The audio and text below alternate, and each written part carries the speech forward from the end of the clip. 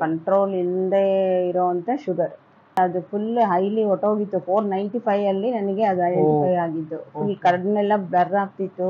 ಯೋಗ, exercise, walking ಏನು ಮಾಡಿದ್ರು control ಬರ್ತಾನೆ ಇರಲಿಲ್ಲ. ಇನ್ಸುಲಿನ್ ತಗೊಂಡೆ 1000 mg ಟ್ಯಾಬ್ಲೆಟ್ ತಗೊಂಡು ಫುಲ್ ಬಾಡಿ ಎದ್ದೇಳಕ್ಕೆ ಆಗ್ತಿರ್ಲಿಲ್ಲ, ಆ ರೀತಿ ಆಗೋಗ್ಬಿಟ್ಟಿದೆ. ಬಟ್ ಮೇಡಮ್ ಹತ್ರ ಬಂದ್ಮೇಲೆ ಆ ಥರ ಸುಸ್ತು ಇಲ್ಲ. ಇವಾಗ ಈ ಥರ ಸಮಸ್ಯೆ ಅನುಭವಿಸಿದ್ದು ಇವಾಗ ಏನೇನು ಇಲ್ಲ. ಎಷ್ಟು ಆಕ್ಟಿವ್ ಆಗಿ ಓಡಾಡ್ಕೊಂಡು ಕೆಲಸ ಮಾಡಿಕೊಂಡು ಮತ್ತು ನಾನು ಇನ್ನೂ ಹೇಳಬೇಕು ಅಂದರೆ ವಾಕಿಂಗು ಹೋಗೋದಿಲ್ಲ, ಆದ್ರೂ ಶುಗರ್ ಎಲ್ಲ ನಾರ್ಮಲ್ ಎಲ್ಲ ಇರುತ್ತೆ. ನಿಮ್ಮ ಹೆಸರು? ನನ್ನ ಹೆಸರು ಸರೋಜಾ. ವಯಸ್ಸು ಮ್ಯಾಮ್? 62. ಎಲ್ಲಿಂದ ಬಂದಿರೋದು ಮ್ಯಾಮ್? ನಾವು ತುಮಕೂರಿಂದ ಬಂದಿದ್ದು. ನಾನು ಗೌರ್ಮೆಂಟ್ ಸರ್ವಿಸಲ್ಲಿದ್ದು ಅಸಿಸ್ಟೆಂಟ್ ಡೈರೆಕ್ಟರ್ ಆಗಿ ತುಮಕೂರು DC ಆಫೀಸಲ್ಲಿ ಸ್ಮಾಲ್ ಸೈನ್ಸ್ ಆಫೀಸಲ್ಲಿ ವರ್ಕ್ ಮಾಡ್ತಾ ಇದ್ದಿದ್ದು. May 23 ನಾನು ರಿಟೈರ್ಡ್ ಆಯಿತು. ಟ್ರೀಟ್ಮೆಂಟ್ ಬಗ್ಗೆ ನಾನು ಮೊಬೈಲ್ನಲ್ಲಿ ಯೂಟ್ಯೂಬಲ್ಲಿ ನೋಡಿದ್ದು, ಮತ್ತು ಅದು ನೋಡಿಬಿಟ್ಟು ಸುಮ್ಮನೆ ಆಗಿದೆ, ಅಷ್ಟು ದೂರ ಯಾರು ಹೋಗ್ತಾರೆ ಅಂದ್ಬಿಟ್ಟು. ಆಮೇಲೆ ಮತ್ತೆ ಪೇಪರಲ್ಲಿ ಒಂದಿನ ಆ್ಯಡ್ ಬಂತು. ಸೊ ಅವಾಗ ಹೇಗಾರು ಮಾಡಿ ನಾವು ಹೋಗಬೇಕು ಅಂತ ಅಂದ್ಕೊಂಡೆ. ನಿಮ್ಗೆ ಏನೇನು ಹೆಲ್ತ್ ಇಶ್ಯೂಸ್ಗೆ ಟ್ರೀಟ್ಮೆಂಟ್ ತಗೊಳಕ್ ಬಂದ್ರಿ ಮ್ಯಾಮ್?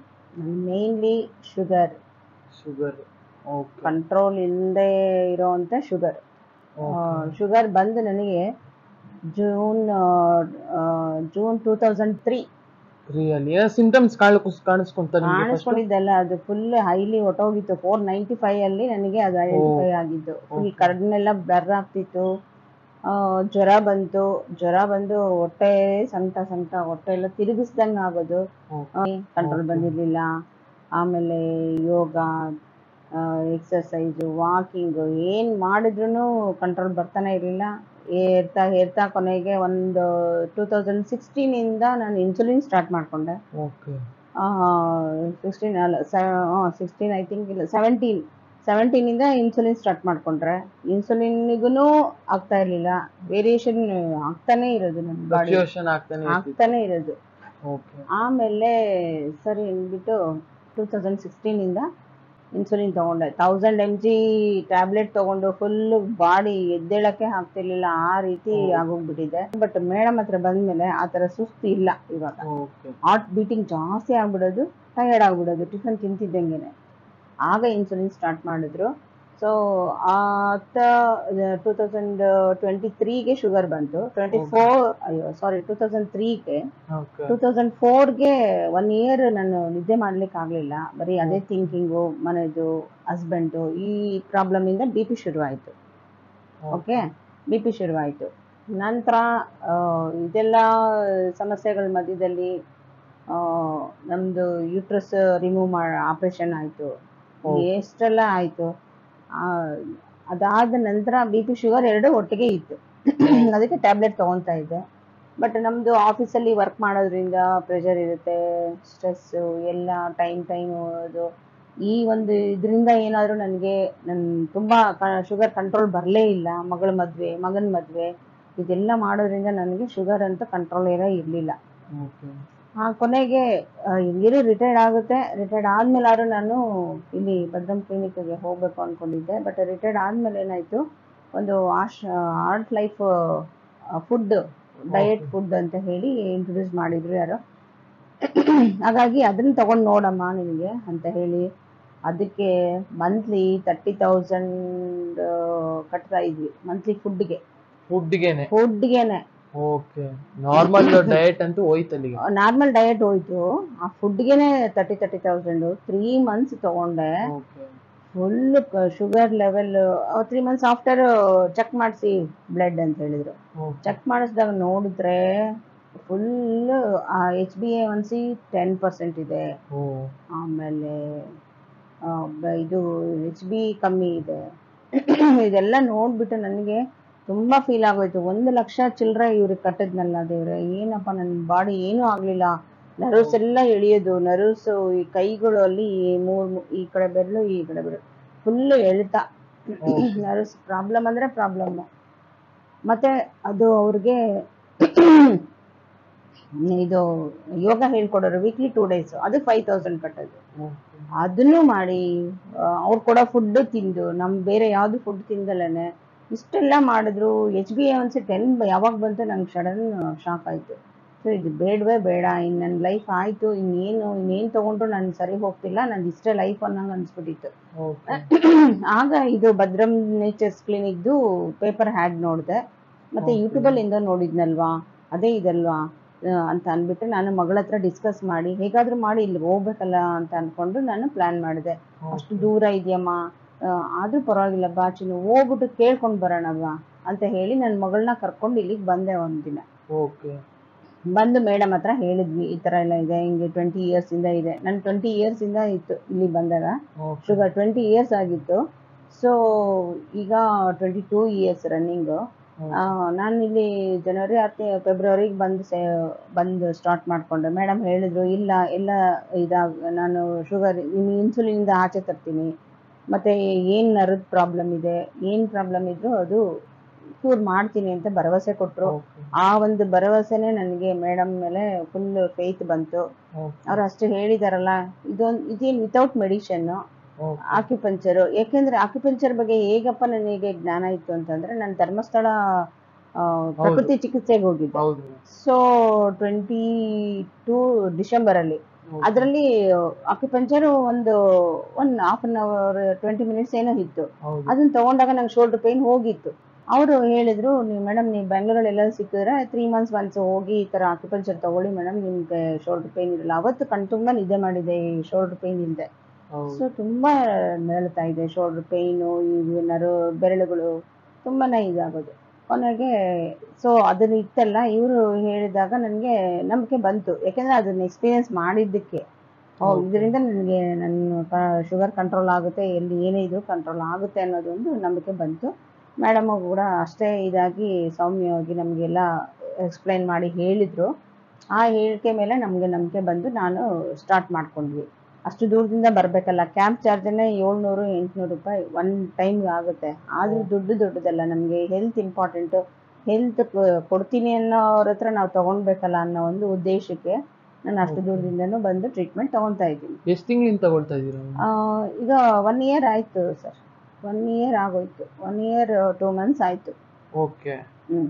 ಬಟ್ 1 year ಆಗಲಿ 2 year ಆಗಲಿ, ಬಟ್ ನಾನು ಇಲ್ಲೇ ಟ್ರೀಟ್ಮೆಂಟ್ ತಗೊಳೋದು, ಇಲ್ಲೇನೆ ವಾಸಿ ಮಾಡ್ಕೊಬೇಕು ಅನ್ನೋ ಒಂದು ಕಾನ್ಫಿಡೆನ್ಸ್ ನನಗೆ. ಏನು ಕಾನ್ಫಿಡೆನ್ಸ್ ಬಂತು ಅಂತಂದ್ರೆ, ಈಗ ಲಾಸ್ಟ್ ಇಯರ್ ಮಾರ್ಚ್ ಅಲ್ಲಿ ನಾನು ಜಾತ್ರೆಗೆ ಅಂತ ಊರಿಗೆ ಹೋಗಿದ್ದೆ.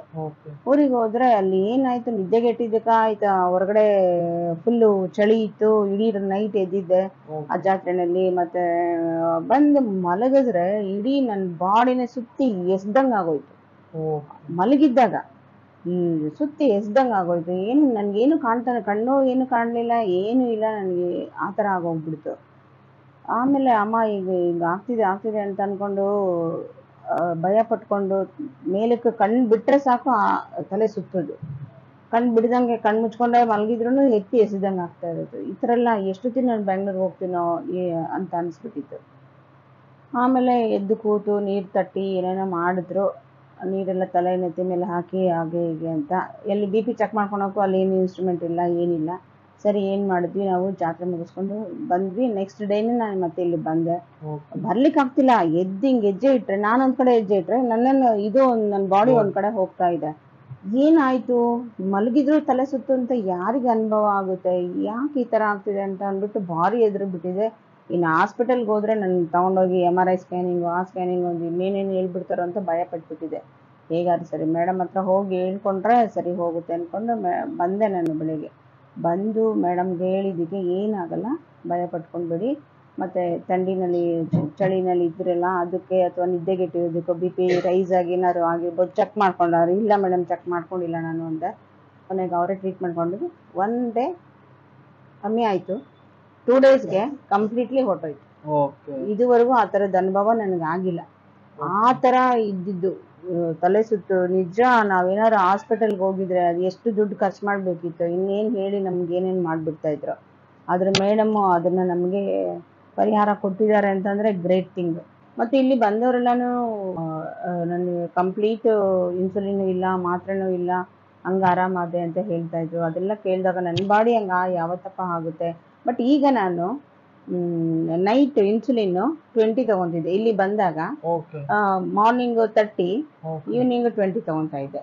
ಬಟ್ ಇಲ್ಲಿ ಬಂದ ನಂತರ ನನಗೀಗ ಆಗಲೇ 2 months 3 months near okay night insulin ತಗೊಂತಾ ಇಲ್ಲ. ಓಕೆ ಓನ್ಲಿ 1 ಟ್ಯಾಬ್ಲೆಟ್ ಅಷ್ಟೇ. ಆಮೇಲೆ ಬಿ ಪಿಗೆ 1 ಟ್ಯಾಬ್ಲೆಟ್, ಮಾರ್ನಿಂಗ್ 1 ಟ್ಯಾಬ್ಲೆಟ್. ಮೊದಲು ನಾನು ಒಂದು 10-12 ಟ್ಯಾಬ್ಲೆಟ್ಸ್ ನುಂಗ್ತಾ ಇದ್ದೆ. ಓಕೆ 12-13 ಏನೇನಕ್ಕೋ ಸೇರಿಸಿ ಎಲ್ಲ ಒಂದು 15 ಮಾತ್ರೆನೂ ಕೊಟ್ಬಿಟ್ಟಿದ್ದಾರೆ, ತಿಂದ್ಬಿಟ್ಟಿದ್ದೀನಿ. ಅಷ್ಟು ತಿಂತಾ ಇದ್ದಿದ್ದು ಮಾತ್ರೆಗಳು. ಮೇಡಮ್ ಹತ್ರ ಬಂದಮೇಲೆ ಓನ್ಲಿ ಶುಗರ್ಗೆ 2 ಮಾತ್ರೆ ಮತ್ತೆ ಬಿ ಪಿಗೆ 1 ಮಾತ್ರೆ ಅಷ್ಟು ಈಗ ಬಿಟ್ರೆ ಬೆಳಗ್ಗೆ ತಗೊಳ್ತಾ ಇದ್ದೀರಾ ಇನ್ಸುಲಿನ್? ಬೆಳಗ್ಗೆ ಇನ್ಸುಲಿನ್ ಇವಾಗ 22 ಬಂದಿದ್ದೀನಿ. 30 ಇಂದ. ಬಟ್ ಮೇಡಮ್ ಹೇಳ್ದಂಗೆ ಫುಡ್ ನಾನು ಕರೆಕ್ಟಾಗಿ ತಗೊಂಡು ಆನ್ ಟೈಮ್ ಊಟ ಮಾಡಿಬಿಟ್ಟಿದ್ರೆ ಮಾರ್ನಿಂಗ್ ಟೈಮು ಇಷ್ಟೊತ್ತಿಗೆ ಕಂಪ್ಲೀಟ್ ಹೊಟ್ಟೋಗಿರೋದು. ಬಟ್ ನನ್ಗೆ ಅದು ತಗೊಳಕ್ ಆಗ್ತಾ ಇಲ್ಲ. ಲೈಫ್ ಸೈಕಲ್ ಆ ಬಿಸಿಯಿಂದ ನನಗೆ ಅದು ಆಗ್ತಾ ಇಲ್ಲ. ಬಟ್ ಈಗ ಆದಷ್ಟು ಮೇಂಟೈನ್ ಮಾಡ್ತಾ ಇದ್ದೀನಿ. ಅದರಿಂದ ಕಂಪ್ಲೀಟ್ ನೈಟ್ ಇಲ್ಲ, ಇನ್ಸುಲಿನ್ ಇಲ್ಲ, ಮಾರ್ನಿಂಗ್ ಇದೆ. ಅದರಲ್ಲೂ ಕಮ್ಮಿ ಆಗಿದೆ 22. ಇನ್ನೂ ಕಮ್ಮಿ ಆಗುತ್ತೆ. ಇನ್ನು ಮುಂದಕ್ಕೆ ಕಮ್ಮಿ ಮಾಡ್ಕೊತೀನಿ ಅನ್ನೋ ಕಾನ್ಫಿಡೆನ್ಸ್ ಇದೆ, ಮಾಡ್ತೀನಿ. ಓಕೆ ಮ್ಯಾಮ್, ಟ್ರೀಟ್ಮೆಂಟ್ ಬಗ್ಗೆ ಏನು ಹೇಳಕ್ಕೆ ಇಷ್ಟಪಡ್ತೀರಾ? ಆಮೇಲೆ ಟ್ರೀಟ್ಮೆಂಟ್ ಬಗ್ಗೆ ಸರ್, ನನಗೆ ಇನ್ನೊಂದು ಏನಿತ್ತು ಅಂತಂದ್ರೆ ಇಂಡಿನಲ್ಲಿ ಮೂಳೆ ಗ್ರೋತ್ ಆಗಿತ್ತು.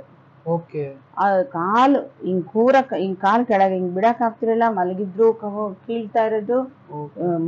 ಕಾಟಿಂದ ಎದ್ದು ಹಿಂಗ್ ಕೂರಕ್ಕಂದು ಪ್ರಾಣ ಹೋದಂಗೆ ಆಗ್ಬಿಡೋದು, ಬಾಯ್ ಬಡ್ಕೊಳಂಗೆ. ಹಿಂಗ್ ಕೆಳಗ್ ಕಾಲು ಬಿಡಂಗಿಲ್ಲ. ಎದ್ದು ಗೋಡೆ ಹಿಡ್ಕೊಂಡು ಎಷ್ಟು ಕಷ್ಟಪಟ್ಕೊಂಡು ಹೋಗ್ತಿದ್ವಿ, ಹೆಜ್ಜೆ ಇಡಕ್ಕೆ ಆಗ್ತಿರ್ಲಿಲ್ಲ. ಆ ಪೇನ್ ಅನುಭವಿಸ್ದವ್ರಿಗೆ ಅಷ್ಟೇ ಗೊತ್ತಾಗುತ್ತೆ. ಬಟ್ ಮೇಡಮ್ ಹೇಳಿದ್ದಕ್ಕೆ, ಮೇಡಮ್ ಹಿಂಗೆ ಆಪ್ರೇಷನ್ ಅಂತಾರೆ ಮೇಡಮ್, ಟ್ಯಾಬ್ಲೆಟ್ ತಗೊಂಡೆ ಏನು ಕಮ್ಮಿ ಆಗಿಲ್ಲ, ಆಪ್ರೇಷನ್ ಮಾಡಿದ್ರೇ ಅದಕ್ಕೆ ಪರಿಹಾರ ಅಂತ ಅಂದಿದ್ರು ಅಂತ. ಆವಾಗ ಮೇಡಮ್ ಏನು ಬೇಡ, ನಾನು ಸರಿ ಮಾಡ್ತೀನಿ ಅಂದರು. ನಾನು ನಂಬಿಕೆ ಇಟ್ಟೆ ಮೇಡಮ್ ಮೇಲೆ. ಅದ್ರ ಥರನೇ ನನಗೆ ಇವಾಗ ಕಾಲು ನೋವು ಇಲ್ದಂಗೆ ಮಾಡಿದ್ದಾರೆ ಮೇಡಮ್. ಕಾಲು ಕೆಳಗಡೆ ಬಿಡೋಂಗಲ್ಲ, ಏನಿಲ್ಲ. ಒಂದು ಮೆಟ್ಲು ಹತ್ತ ನನಗೆ ಕಣ್ಣು ಬಾಯಿ ಕಚ್ಕೊಂಡು ನಾನು ಇಲ್ಲಿ ಸ್ಟೆಪ್ಸ್ ಹತ್ತುತ್ತಾ ಇದ್ದಿದ್ದು. ಅಷ್ಟು ಕಾರಿಂದ ಇಳಿಯಕ್ ಆಗ್ತಿರಲಿಲ್ಲ, ಅಂತ ಪೇನ್ ಇದ್ದಿದ್ದನ್ನು ಮೇಡಮ್ ಇಲ್ದಂಗೆ ಮಾಡಿದ್ದಾರೆ. ಎಷ್ಟು ದಿವಸಗಳು ತಗೊಂಡು ಮ್ಯಾಮ್ ಇದು ರಿಸಲ್ಟ್ ಬರೋದಕ್ಕೆ? ರಿಸಲ್ಟ್ ಐ ಥಿಂಕ್ ಒಂದು 15 days ಒಳಗಡೆನೆ ಅನ್ಕೊಂತೀನಿ ನಾನು. ಓಕೆ ಕಂಪ್ಲೀಟ್ ಆರಾಮಾಗಿ ಸ್ಟೆಪ್ ಹತ್ತೋದಕ್ಕೆ ಇಳಿಯೋದಕ್ಕೆ ಆಯ್ತು. ಅದೊಂದು ದೊಡ್ಡ ರಿಲೀಫ್ ಆದಂಗೆ. ರಿಲೀಫ್ ಅಂದ್ರೆ ಅಂತಿಂತ ರಿಲೀಫ್ ಅಲ್ಲ, ಅದು ಆ ಮೂಳೆ ನೋವು ಅನ್ನೋದು ಅಷ್ಟಿಷ್ಟಲ್ಲ. ಆಮೇಲೆ ಶುಗರ್ ಫ್ಲಕ್ಚುಯೇಷನ್, ಆ ಪೇನ್ ಇತ್ತು ಅಂತಂದ್ರೂ ಶುಗರ್ ಜಾಸ್ತಿ ಆಗುತ್ತೆ. ಇದರಿಂದ ನನಗೆ ಆಮೇಲೆ ಸ್ವಲ್ಪ ಮನೆ ಕಡೆ ಪ್ರಾಬ್ಲಮ್ ಅದು ಇದು ಸಣ್ಣ ಪುಟ್ಟದಿತ್ತು. ಅವಾಗೆಲ್ಲ ಮೇಡಮ್ ಹತ್ರ ಬಂದಾಗ ಹಿಂಗೆ ಜಾಸ್ತಿ ಆಗ್ಬಿಡೋದು. ಒಂದೊಂದ್ಸರಿ ಕಮ್ಮಿ ಅವರು ಎಷ್ಟು ನಮಗೆ ರಿಲೀಫ್ ಆಗಿ ನಮಗೆ ಸಮಾಧಾನ ಮಾಡಿ, ಇಲ್ಲ ಸರಿ ಹೋಗುತ್ತೆ, ನೀವು ಈ ಥರ ತಗೊಳ್ಳಿ, ಈ ಥರ ಫುಡ್ ಸ್ಟೈಲ್ ಇರಿ, ಈ ಥರ ಟೆನ್ಷನ್ ತೊಗೊಂಡ್ಬೇಡಿ ಅಂತ ಎಲ್ಲ ಸಮಾಧಾನವಾಗಿ ನಮ್ಗೆ ಯಾವಾಗ ಸಲಹೆ ಕೊಡ್ತಾ ಇದ್ರು. ಅದರಿಂದ ನಾವು ಧೈರ್ಯ ತಗೊತಾ ಇದ್ವಿ. ಆ ಥರ ಮೇಡಮ್ ಮಕ್ಳಿಗೆ ಹೇಳ್ದಂಗೆ ಆ ರೀತಿ ಮಕ್ಳಿಗೆ ಆ ಥರ ಹೆಂಗೆ ಸಂತೈಸ್ತಾರೋ ಹಾಗೆ ನಾವು ರೋಗ ಅಂತ ನೋವು ಅಂತ ಅಂದಾಗ ಅವ್ರು ನಮ್ಮನ್ನು ಅಷ್ಟು ಸಂತೈಸಿದ್ದಾರೆ. ಸೊ ಅದರಿಂದ ಆ ಒಂದು ನಂಬಿಕೆಯಿಂದ ಆ ಒಂದು ತಾಯಿ ಥರ ನಮ್ಮನ್ನು ಮಕ್ಕಳ ಥರ ನೋಡ್ಕೊಂಡಿದಾರಲ್ಲ, ಅದರಿಂದ ನಾವು ಅರ್ಧ ರಿಲೀಫ್ ಆಗಿಬಿಟ್ಟಿದ್ದೀವಿ. ಇನ್ನು ಮೆಡಿಷನ್ ಏನೂ ಇಲ್ಲ. ಮೇಡಮ್ ಕೂಡ ಆಕ್ಯುಪಂಕ್ಚರಿಂದನೇ ನಮಗೆ ಬಾಡಿ ಏನೇನು ಪೇನ್ ಇರುತ್ತೆ, ಕುತ್ತಿಗೆ ನೋವು, ಶೋಲ್ಡರ್ ಪೇಯ್ನು ಎಲ್ಲ ಬರೋದು, ಇದೆಲ್ಲ ಕಮ್ಮಿ ಆಗಿಬಿಟ್ಟಿದೆ. ಓಕೆ, ಮುಂಚೆಗಿಂತ ಬಾಡಿಯಲ್ಲಿ ಸ್ಟ್ರೆಂತ್ ಎಲ್ಲ ಚೆನ್ನಾಗಿದೆ? ತುಂಬ ಸ್ಟ್ರೆಂತ್ ಎಲ್ಲ ಚೆನ್ನಾಗಿದೆ, ಆಕ್ಟಿವ್ ಇದ್ದೀನಿ. ಎಲ್ಲರೂ ಕೇಳ್ತಾರೆ ಏನು ಇನ್ನೂ ಬರ್ತಾ ಈ ಥರ ಹುಡುಗಿ ಥರ ಆಗ್ತಾ ಇದೆಯಾ, ಮತ್ತೆ ಇಷ್ಟು ಆಕ್ಟಿವ್ ಆಗಿದೆಯಾ, ನೀನು ಅಷ್ಟು ಏಜ್ ಅಂತ ಅನ್ಸೋದಿಲ್ಲ. ಮತ್ತೆ ನಾನು 7 kg ಕಮ್ಮಿ ಆಗಿದ್ದೀನಿ. ವೆಯ್ಟ್ ರಿಡ್ಯೂಸ್ ಕಮ್ಮಿ ಆದ್ರೂ ಹೆಂಗ್ ಸಣ್ಣ ಮಾಡ್ಕೊಂಡೆ ಈ ರೀತಿ ನೀನು, ನಮಗೂ ಹೇಳಮ್ಮ ಟಿಪ್ಸು. ನೀನು ಹೊಟ್ಟೆ ಎಲ್ಲ ಎಷ್ಟು ದಪ್ಪ ಇತ್ತು, ಇವಾಗ ಹೊಟ್ಟೆನೇ ಇಲ್ಲ, ಸ್ವಲ್ಪ ಕಮ್ಮಿ ಆಗಿಬಿಟ್ಟಿದೆ ಅಂತೆಲ್ಲ ಹೇಳ್ತಾರೆ. ಆದರೆ ಹೆಲ್ತಿಯಾಗಿ ಆಕ್ಟಿವ್ ಆಗಿ ಓಡಾಡ್ಕೊಂಡಿದ್ದೀನಿ. ಶೋರೂಮಲ್ಲಿ ಬರೋ ಕಸ್ಟಮರ್ಸ್ ಹತ್ರ ಅಟೆಂಡ್ ಮಾಡಲಿಕ್ಕೂ ನನಗೆ ಇಲ್ಲಾಂದ್ರೆ ಮೊದಲು ಮಾತಾಡಿದ್ರೆ ತುಂಬ ಸುಸ್ತಾಗ್ಬಿಡೋದು. ತುಂಬ ಸುಸ್ತಂದರೆ ಊಟ ಟಿಫನ್ ತಿಂದ ಮೇಲೆ ಟಯರ್ಡ್ನೆಸ್ ಆಗೋದು. ಯಾಕೆ ತಿಂಡಿ ತಿಂದ ಮೇಲೆ ಯಾಕೆ ಸುಸ್ತಾಗುತ್ತೆ ಅನ್ನೋದೇ ನನ್ನ ಕ್ವಶನ್ ಆಗಿತ್ತು. ಮೇಡಮ್ ಹತ್ರ ಹೇಳಿದಾಗ, ಲಿವರ್ ಅಷ್ಟು ಇದಾಗಿದೆಯಮ್ಮ ನಿಮ್ಮದು, ಲಿವರ್ ಆ ಥರ ಡ್ಯಾಮೇಜ್ ಆಗಿರೋದಕ್ಕೆ, ಡ್ಯಾಮೇಜ್ ಅಲ್ಲ ಅದೇನು ಹಾಳಾಗಿದೆ ಅಂತ ನಾನು ಹೇಳ್ಬೋದು. ಅದು ಲಿವರ್ ಎಫೆಕ್ಟೇ ನಿಮಗೆ ಈ ರೀತಿ ಆಗ್ತಾ ಇರೋದು. ಆರ್ಟ್ ಲೈಫ್ದು 30-35 ಸಾವಿರ ಕಟ್ಟಿ ನಾವು ಫುಡ್ ತಿಂತಾ ಇದ್ರೂ ಕೂಡ ಆ ಸುಸ್ತು ಹೋಗಿರ್ಲಿಲ್ಲ, ಏನೊಂದು ಆಗಿರಲಿಲ್ಲ. ಅನ್ಯಾಯವಾಗಿ 1 ಲಕ್ಷ ಖರ್ಚು ಮಾಡಿದ್ನಲ್ಲ ಅಂತ ಅಂದ್ಬಿಟ್ಟು ಅಷ್ಟು ಬೇಜಾರಾಯಿತು. ಈ ತರ ಸಮಸ್ಯೆ ಅನುಭವಿಸಿದ್ದು ಇವಾಗ ಏನೇನು ಇಲ್ಲ. ಎಷ್ಟು ಆಕ್ಟಿವ್ ಆಗಿ ಓಡಾಡ್ಕೊಂಡು ಕೆಲಸ ಮಾಡಿಕೊಂಡು ಮತ್ತೆ ನಾನು ಇನ್ನೂ ಹೇಳಬೇಕು ಅಂದರೆ ವಾಕಿಂಗು ಹೋಗೋದಿಲ್ಲ, ಆದ್ರೂ ಶುಗರ್ ಎಲ್ಲ ನಾರ್ಮಲ್ ಎಲ್ಲ ಇರುತ್ತೆ. ಓಕೆ ಇನ್ನು ಅದೆಲ್ಲ ಕರೆಕ್ಟಾಗಿ ಮೇಂಟೈನ್ ಮಾಡಿಬಿಟ್ಟಿದ್ರೆ ನಾನು ಇಷ್ಟೊತ್ತಿಗೆ ಫುಲ್ ಹುಷಾರೇ ಆಗ್ತಿದ್ರಿ. ಇನ್ಸುಲಿನಿಂದ ಈಚೆ ಬರ್ತಾ ಇದ್ದೆ. ಈ ಕ್ಲಿನಿಕ್ ಮತ್ತೆ ಸ್ಟಾಫ್ ಬಗ್ಗೆ ಏನ್ ಹೇಳಕ್ ಇಷ್ಟಪಡ್ತೀರಾ ma'am? ಅದಂತೂ ಹೇಳಕ್ಕೆ ಆಗಲ್ಲ ಸರ್. ಹೆಂಗೆ ಅಂತಂದರೆ ನಮ್ಮ ಸ್ಟಾಫು ಮತ್ತು ನಮ್ಮ ಇಲ್ಲಿ ಕ್ಲಿನಿಕ್ ಇರೋ ನೀಟ್ನೆಸ್ ಮೇಂಟೆನೆನ್ಸು ಸ್ಟಾಫ್ ತುಂಬ ಚೆನ್ನಾಗಿದೆ. ಮತ್ತು ಇವರು ನಮ್ಮ ಸ್ಟಾಫ್ ಅಂತೂ ಅಷ್ಟು ನಮ್ಮನ್ನು ಕೇರ್ ತಗೊತಾರೆ. ಏನು ಒಂದು ಸರಿ ಏನಾದ್ರು ಕೂಗಿದ್ರೆ ಸಾಕು ಅಷ್ಟು ಬೇಗ ಓಡಿ ಬರ್ತಾರೆ, ನಮ್ಗೇನು ಬೇಕು ಕೇಳ್ತಾರೆ, ಕೊಡ್ತಾರೆ, ಮಾಡ್ತಾರೆ. ಒಂದು ಅಷ್ಟು ಪ್ರೀತಿ ವಿಶ್ವಾಸದಲ್ಲಿ ನೋಡ್ಕೊತಾರೆ ನಮ್ಮನ್ನು. ಓಕೆ ಡಾಕ್ಟರ್ ಬಗ್ಗೆ ಏನ್ ಹೇಳಕ್ ಇಷ್ಟಪಡ್ತೀರಾ? ಡಾಕ್ಟರ್ ಬಗ್ಗೆ ಮೇಡಮ್ ನಮಗೆ ದೇವರು ಅನ್ನಂಗೆ ಆಗ್ಬಿಟ್ಟಿದೆ. ಮೇಲಿನ ದೇವರು ನಮಗೆ ಕಾಣಲ್ಲ, ಆದ್ರೆ ಈ ಸಾಕ್ಷಾತ್ ಎದುರುಗಡೆ ಇರೋರೇ ನಮಗೆ ದೇವರು ಅಂತ ನಾವು ಅಷ್ಟು ಮಟ್ಟಿಗೆ ನನ್ನ ಮನಸ್ಸಲ್ಲಿ ಭಾವನೆ ಇದೆ. ಯಾಕೆಂದ್ರೆ ಎಷ್ಟು ಜನದ ನೋವುಗಳನ್ನ ಪರಿಹರಿಸ್ತಾರೆ ನೋಡ್ತಿದೀವಿ, ನೋಡಿ ಅನುಭವಿಸಿ ಇದರಿಂದ ನಾವು ಹೇಳ್ತಾ ಇರೋದು. ಸುಮ್ಮನೆ ಹೊಗಳೋದಕ್ಕೆ ಅದಕ್ಕೆ ಇದಕ್ಕೆ ಅಂತಲ್ಲ, ಇಲ್ಲಿ ಎಂತೆಂಥ ಅವರೆಲ್ಲ ಬರ್ತಾ ಇದ್ದಾರೆ, ನಾನು ಅದನ್ನೆಲ್ಲ ನೋಡ್ತಾ ಇದ್ದೀವಿ. ಅದೆಲ್ಲ ನೋಡಿದಾಗ ನಮಗೆ ಮೇಡಮೇ ದೇವರು. ಅವರು ಅವರ ಸೌಮ್ಯ ಸ್ವಭಾವ, ಅವರ ನಗುಮುಖ, ಅವರು ನಮ್ಮನ್ನು ಸಂತೈಸೋ ರೀತಿ, ಅವರು ಎಷ್ಟು ನಮ್ಮನ್ನು ಸಮಾಧಾನ ಮಾಡ್ತಾರೆ ಅಂತಂದರೆ ಅಷ್ಟು ಧೈರ್ಯ ಕೊಡ್ತಾರೆ. ಅದೆಲ್ಲ ಮಾಡೋದ್ರಿಂದ ನಾವು ಇಷ್ಟು ಸುಧಾರಿಸ್ಕೊಂಡಿದ್ದೀವಿ. ನಿಜವಾಗ್ಲೂ ನನಗೆ ಒಂದು ವಾರಕ್ಕೆ 2 ದಿನ ಬರಲಿಲ್ಲ ಅಂದರೆ ಅಯ್ಯೋ ಎಷ್ಟೊತ್ತಿಗೆ ಅಲ್ಲಿಗೆ ಹೋಗ್ತೀನೋ ಅಂತ ಅನಿಸುತ್ತೆ. ಕಣ್ಣೆಲ್ಲ ಸ್ವಲ್ಪ ಬ್ಲರ್ ಆಗೋದು, ಅಥವಾ ಶುಗರ್ ಜಾಸ್ತಿ ಆದಾಗ ಇದಾಗೋದು, ಯೂರಿನ್ನು ಅದೇ ಉರಿ ಮೂತ್ರ ಏನು ಹೇಳ್ತಾರೆ ಅದೆಲ್ಲನೂ ಇಲ್ದಂಗಾಗಿ ಮೊದಲು ತುಂಬಾನೇ ಇರೋದು. ನಮ್ಗೆ ಅದು ಹೇಳ್ಬೇಕು ಅಂತಾನು ಅದನ್ನೆಲ್ಲ ಹೇಳೋದು ಹೆಂಗೆ ಅಂತ ಮುಜುಗರ ಪಟ್ಕೊಂತಿದ್ವೋ ಏನೋ ಹೇಳ್ತಾ ಇರಲಿಲ್ಲ. ಬಟ್ ಆಟೋಮೆಟಿಕಲಿ ಅದೆಲ್ಲ ಹೋಗ್ಬಿಟ್ಟಿದೆ. ಖುಷಿಯಾಗಿದ್ದೀವಪ್ಪ. ಈಗ ನರದ ವೀಕ್ನೆಸ್ ಎಲ್ಲ ಕಮ್ಮಿ. ನಾನು ಮೇಡಮ್ ನರಕ್ಕೆ ಬೇರೆ ಟ್ಯಾಬ್ಲೆಟ್ ತೊಗೊಳ್ಬೇಕಾ ಅನ್ನೋದು, ಬೇಡಮ್ಮ ಏನು ತೊಗೊಳ್ಬೇಡಿ ಅಂತ ಅನ್ನೋರು. ಹಾಗಾಗಿ ಏನು ತೊಗೊಳ್ತಾ ಇಲ್ಲ, ಆದರೂ ನರಗಳೆಲ್ಲ ಇಂಪ್ರೂವ್ಮೆಂಟ್ ಆಗಿದೆ ಇವಾಗ. ಮತ್ತೆ ಸ್ಟಾಫ್ ಎಲ್ಲ ತುಂಬಾ ಕೋಆಪರೇಟಿವ್ ಆಗಿರ್ತಾರೆ, ತುಂಬಾ ಕೋಆಪರೇಟಿವ್ ಆಗಿರ್ತಾರೆ. ಮತ್ತೆ ನಾವು ಬರ್ಲಿಲ್ಲ ಅಂದ್ರೆ ಮಾರ್ನಿಂಗ್ ಎಷ್ಟೊತ್ತಿಗೆ ಬರ್ತೀರಾ, ಹೊರಟಿದ್ದೀರಾ ಇಲ್ವಾ, ಅಷ್ಟು ಕೇರ್ ತಗೊಂಡು ನನ್ ಬೆಳಿಗ್ಗೆ 7 ಗಂಟೆಗೆ ಫೋನ್ ಮಾಡ್ತಾರೆ. Okay thanks. ಮತ್ತೇನು ಹೇಳಕ್ ಇಷ್ಟಪಡ್ತೀರಾ? ಮತ್ತೆ ನಮಗೆ ಇಂಥದ್ದು ಒಂದು ಕ್ಲಿನಿಕ್ ಮತ್ತೆ ಡಾಕ್ಟರ್ ಸಿಕ್ಕಿದ್ರಲ್ಲ ಅನ್ನೋದು ಒಂದು ತುಂಬಾನೇ ನಮ್ಗೆ ಯಾವ ಜನ್ಮದ ಪುಣ್ಯನೋ ಅಂತ ಅನ್ಕೊಂಡ್ಬಿಟ್ಟಿದ್ದೀನಿ ನಾನು. ಇದೇ ಕ್ಲಿನಿಕ್ಕು ನಮಗೆ ಈಗ ಒಂದು 10 ವರ್ಷದಿಂದೇನೋ 5 ವರ್ಷದಿಂದೇನೋ ಸಿಕ್ಕಿದ್ರೆ ನಾವು ಇನ್ನೂ ಎಷ್ಟು ಚೆನ್ನಾಗಿರ್ತಾ ಇದ್ವಾ, ನಮ್ಮ ಹೆಲ್ತ್ ಇನ್ನೂ ಕಾಪಾಡ್ಕೊತಿದ್ವಿ. ಇವೆಲ್ಲ ಹಾಳಾಗೋಕೆ ಈ ಕಿಡ್ನಿ, ಹಾರ್ಟ್, ಲಿವರ್ ಈ 3 ಇಷ್ಟೊತ್ತಿಗೆ ನನಗೆ ಫುಲ್ಲು ಹಾಳಾಗೋಗ್ಬಿಟ್ಟಿರ್ತೈತೇನೋ. ನಾನೇನು ಮನುಷ್ಯನೇ ಆಗಿರ್ತಾ ಇರ್ಲಿಲ್ಲ ಅಂತ ಅನ್ಕೊಂತೀನಿ ಆ ಲೆಕ್ಕ ನಾನು ಆಗಿದ್ದ ಪರಿಸ್ಥಿತಿ ನೋಡಿದ್ರೆ. ಬಟ್ ಇಲ್ಲಿ ಬಂದು ನನಗೆ ದೇವರು ಒಂಥರ ಪುನರ್ಜನ್ಮ ಕೊಟ್ಟಿದ್ದಾನ, ಮೇಡಮು ಪುನರ್ಜನ್ಮ ಕೊಟ್ಟಿದ್ದಾರ ಅಂತ ಅನ್ನೋಷ್ಟು ನನಗಾಗಿದೆ ನನ್ನ ಇದಕ್ಕೆ. ಅಂದರೆ ನನ್ನ ಹೆಲ್ತ್ ಕಂಡೀಷನ್ ಅಷ್ಟು ಪೂರ್ ಆಗಿತ್ತು. ಮೇಡಮು ಬಂದಾಗ ಸ್ಟಾರ್ಟಿಂಗು 2 ಸೂಜಿ ಚುಚ್ತಾ ಇದ್ರು, 2 ತಪ್ಪಿರೋ 3 ಅಷ್ಟೇ. ಅದ್ರ ಮೇಲೆ ಒಂದು ನಿನ್ನ ಬಾಡಿಲಿ ಏನು ಇಲ್ಲ. ಯಾಕೆ ಹಿಂಗಂತಾರೆ ಅಂತ ನನ್ನ ಥಿಂಕಿಂಗು. ಯಾಕೆ ಹಿಂಗಂತಾರೆ, ನಾನು ಏನು ಮಾಡಿ, ನಾನು ಚೆನ್ನಾಗೇ ಇದ್ದೀನಲ್ಲ, ನೋಡೋಕೆ ಚೆನ್ನಾಗೇ ಇದ್ದೆ, ಬಾಡಿ ದಪ್ಪಗೆ ಚೆನ್ನಾಗಿದ್ದೆ ನೋಡೋದಕ್ಕೆ. ಇವ್ಳಿಗೇನು ಕಾಯಿಲೆ ಇಲ್ವೇನೋ ಅನ್ನಂಗೆ ಇದ್ದೆ. ಬಟ್ ಮೇಡಮ್ ಹೇಳಿದಾಗ ನನ್ನ ಮನಸ್ಸಿಗೆ ಗೊತ್ತಾಯ್ತದು.